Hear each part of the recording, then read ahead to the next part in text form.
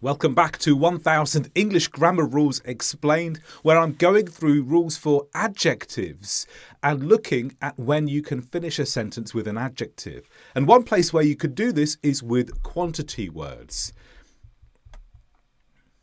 Here are 3 examples of when you can use an adjective after a quantity word in order to tell us more about that quantity word.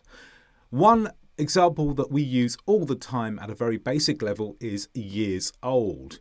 I'm 30 years old. So years is the measurement and old gives some extra description to that measurement.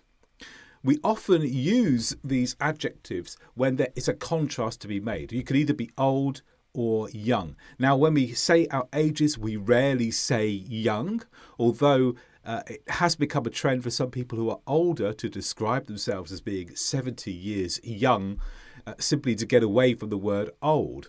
But old and young are both adjectives and they can come after years. This could be done with weeks or months as well.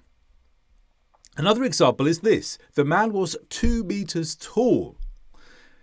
Again, we have this contrast between tall and short. But when we talk about people's height, we usually use the word tall.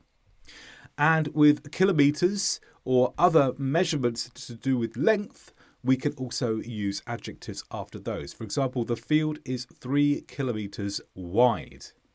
So the reason why we have this contrast here is because sometimes a measurement can be wide, or it can be long, or it can be high. So we use that extra adjective to tell the person what type of measurement we're measuring.